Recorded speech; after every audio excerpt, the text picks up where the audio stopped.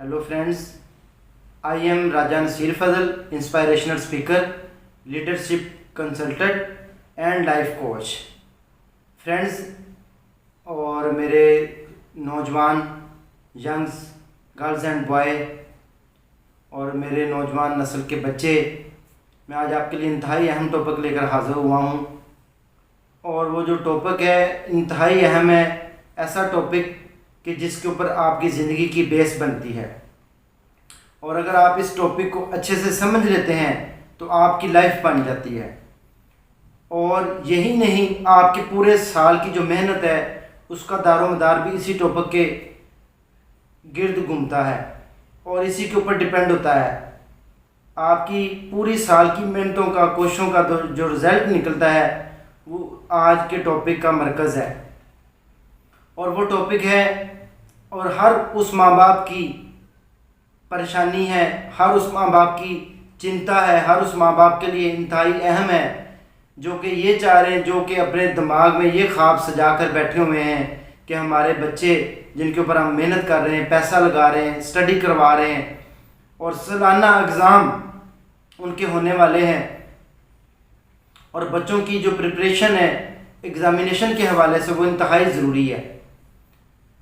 देखिए, मैं अपना तजर्बा भी शेयर करूंगा आपके साथ। अल्हम्दुलिल्लाह मुझे टीचिंग का एक्सपीरियंस भी है। कुछ अर्सा पहले मैं मेडिकल के स्टूडेंट्स को, अभी भी मेडिकल के स्टूडेंट्स हमारे पास वक्तन फ़वक्तन स्टडी के लिए आते हैं। इसी सारे तजर्बे की बेस के ऊपर मुझे शुरू से अल्हम्दुलिल्लाह टीचिंग का, वो जिसको कहते हैं ना हेड होते थे क्लासरूम में, उसका मुझे शौक था। मैं सारी चीज़ें आपके साथ शेयर करूँगा और मैं ऐसी चीज़ें लेकर आया हूँ कि माँ बाप की परेशानी भी ख़त्म हो जाएगी कि पूरा साल बच्चे स्कूल गए हैं, कॉलेज गए हैं, यूनिवर्सिटीज़ गए हैं और अब उनके एग्ज़ाम का जो टाइम शुरू हो गया, टाइम पीरियड्स करीब आ गया है, तो अब हमें इसके ऊपर फोकस करके बच्चों को जो है एग्ज़ामिनेशन से पास करवाने के लिए, इंतहाई अहम मार्क्स लेने के लिए ज़रूरी इक़दाम करने की ज़रूरत होती है। इस चीज़ को लेके मैं आपके साथ 5 से 7 चीज़ें जो है वो शेयर करूँगा ताकि बच्चे जो है एग्ज़ामिनेशन की प्रिपरेशन तैयारी अच्छे से कर सकें। My dear friends, my students, मैं आपको बताना चाहता हूँ कि जब एग्ज़ामिनेशन आपके बिल्कुल करीब आ जाए, अब 9th-10th के एग्ज़ामिनेशन चूँकि लेट हो गए हैं, मई और जून का टाइम गवर्नमेंट ने कर दिया, इससे पहले जो है वो बच्चों के छोटे क्लासेस के पेपर्स हो चुके हैं।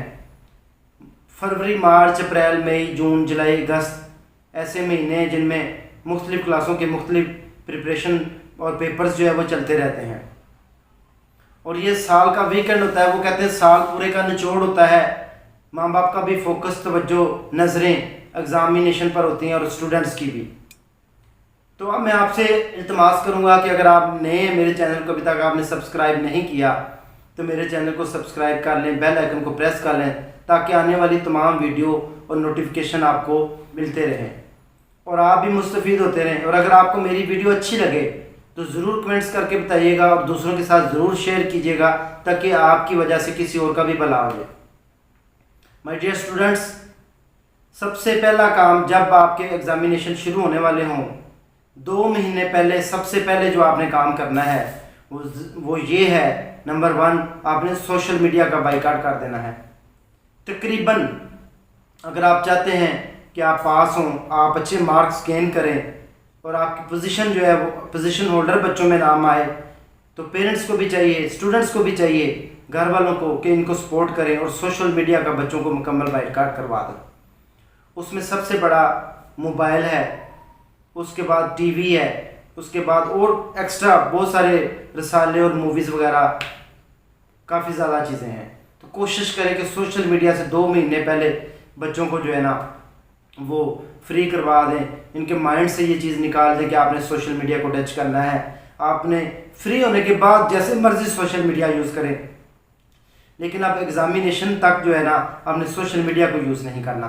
अगर आप चाहते हैं कि आप अच्छे नंबरों से पास हों, अगर आप चाहते हैं ज़िंदगी में आप आगे बढ़ें, नंबर 1। नंबर 2, बहुत सारे बच्चों के ज़हन में ये सवाल होता है कि 24 घंटों में सबसे बेहतरीन टाइम कौन सा है, ऐसा टाइम जिसमें हम ज़्यादा स्टडी करें और ज़्यादा सीख कर सकें, नॉलेज गेन कर सकें।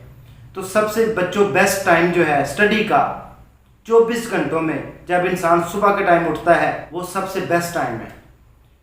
वो सुबह 4:30-4 बजे से लेकर सुबह 8 बजे तक जो टाइम है, इंतहाई इम्पोर्टेंट टाइम है आपके लिए। उस ड्यूरेशन और टाइम के दौरान जो आपने स्टडी की होगी, उस टाइम ड्यूरेशन के दौरान जो आपने पढ़ा होगा, वो आपको ज़िंदगी में कभी नहीं भूलेगा। रट्टे लगाना, हर वक्त किताबी कीड़ा बने रहना, इससे इंसान की एग्जामिनेशन में अच्छे मार्क्स नहीं आते। बल्कि बुक्स को इस तरह स्टडी करें जैसे किसी कहानी को, इंटरेस्टिंग चीज़ को लेके करते हैं। उकताहट नहीं होनी चाहिए। सबसे बेस्ट टाइम की बात हो रही है तो वो टाइम बेहतरीन मॉर्निंग टाइम है। उसी टाइम पे दुनिया के जितने भी सफल लोग हैं वो सफल हुए, इस टाइम में कामयाब हुए। उनका जो टाइम था स्टडी का, चाहे वो कोई एंटरप्रेन्योर बंदा है, चाहे वो कोई टीचर है, चाहे कोई वकील है, आप देख लें जितनी भी कॉलेजें, यूनिवर्सिटी हैं, जितने भी ऑफिस हैं, अदारे हैं, डॉक्टर्स हैं, हॉस्पिटल्स हैं, वो 8 बजे से पहले जो है वो पहुंच जाते हैं। और स्कूल कॉलेजेस का टाइम भी ये है। तो best time is morning time है। उस टाइम आप जो स्टडी करेंगे, रीड करेंगे, तसल्ली से पढ़ेंगे, इंशाल्लाह वो आपको याद होगा। ये सबसे बेस्ट। ये नहीं कि इसके बाद आपने दोपहर को नहीं पढ़ना, इसके बाद आप स्टडी करें दोपहर को वक्तन फवक्तन, लगातार कंटिन्यूसली जो टाइम आप दे सकते हैं, अच्छा टाइम स्पेंड कर सकते हैं स्टडी के लिए, मुख्तस कर सकते हैं, वो यही 3 घंटे और बेहतरीन 3 घंटे हैं। और एक और बात मैं आपसे शेयर करता चलूँ, इसके बाद आप नाश्ता करें, स्कूल चले जाएं। स्कूल में आप देखें आधे पौने घंटे की क्लास के बाद कुछ वक्फा आता है। लगातार स्टडी करने से भी आपके माइंड में पिक नहीं होती। जब भी आप स्टडी करें 1 घंटा करें, उसके बाद आप अपने आप माइंड को रिलैक्स करें। मेरी शुरू से आदत है, मेरे बचपन के जितने दोस्त हैं सब जानते हैं कि हम साथ जो है सुबह सुबह उठते थे, नमाज पढ़ते थे, कुरान पाक की तिलावत करते थे और उसके बाद स्टडी करके फिर कॉलेज स्कूल जाते थे। यही शुरू से हमारा रूटीन रही और आज अल्लाह का करम फजल है कि अल्लाह का दिया हुआ सारा नॉलेज हमारे पास मौजूद है। यही वो ज़िंदगी की कामयाबी है। नंबर 2, ये दूसरी इंतहाई अहम। तीसरी बात, आपने हमेशा अपनी स्टडी के साथ अपनी सरगर्मियों को भी बहाल रखना है। आपकी जो हॉबीज़ हैं, आप प्रिंटिंग करते हैं, आप जो है कुछ लिखते हैं, आप कुछ पढ़ते हैं एक्स्ट्रा, आप स्पोर्ट्स करते हैं, आप जो है खेलते हैं, कूदते हैं, आप टेनिस करते हैं, क्रिकेट करते हैं, हॉकी करते हैं, वॉलीबॉल खेलते हैं, घर में कैरम बोर्ड, लूडो वगैरह, कुछ बहुत सारी इस तरह की गेम्स भी होती थी जो हम करते रहे। मैं आपके साथ वो शेयर कर रहा हूँ। आप यकीन करें, हमारा एक टाइम होता था, हमारे सारे एक माहौल के जो दोस्त थे, मेरे सब दोस्त, हम शाम को क्रिकेट ज़रूर खेलते थे। हमारा टाइम फिक्स था, असर की नमाज से मगरिब तक हमने खेलना होता था। इंटरटेनमेंट भी ज़रूरी है, अपने हॉबीज़ को भी पूरा करना ज़रूरी है। अगर आप किताबी कीड़े बन जाएंगे तो आप पढ़ नहीं सकेंगे, आपके माइंड में वो चीज़ें होंगी नहीं जो आप करना चाहेंगे। तो लिहाजा कोशिश करें कि साथ साथ घंटा 1.5 पढ़ने के बाद आप जो है ना अपने माइंड को रिलैक्स करने के लिए कोई जो स्पोर्ट्स है ना उसका इंतज़ाम ज़रूर करें घर में। और मैं पेरेंट्स से भी गुजारिश करूँगा कि अपने बच्चों को ज़रूर स्पोर्ट्स का इंतज़ाम करके दें ताकि बच्चे जो है बेहतर से बेहतर स्टडी कर सकें। इंतहाई अहम और तीसरी बात है, नंबर 4, 2 महीने जब आपको पता है कि रह गए, टाइम बकाया बच गया है, इंतहाई शॉर्ट टाइम होता है, 60 दिन के अंदर इतनी अच्छी तैयारी भी नहीं कर सकते क्योंकि पूरे साल की स्टडी को रिवाइज भी करना होता है। तो ज़रूरी है कि आप बाजारी खाने बंद कर दें। मुझे बहुत अच्छे से याद है, 10th के पेपर थे, मेरे बहुत अच्छे एक फ्रेंड्स, उनका नाम शहजाद है, मैं ज़रूर लूँगा। वो बेचारा, हमारा मैथ का पेपर था, पेपर देने के लिए मेरे साथ पहुँचे तो उनके वाले साहब उनको साइकिल पर बिठा कर लेकर आए पेपर देने के लिए। उनको उल्टी मोशन और हैजे की इतनी बुरी शिकायत हुई कि उनसे पेपर नहीं हो सका।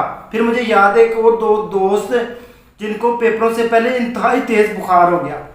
पूरे साल की मेहनत के बाद जब आप बीमार हो जाए एग्जामिनेशन के दौरान या एग्ज़ाम के दौरान, तो आप खुद सोचिए पेरेंट्स कितने परेशान होते हैं। हमारे पास मेडिसिन लेने आती हैं, माएँ कहती हैं बच्चे का सुबह पेपर है, हम परेशान हैं, हम क्या करें।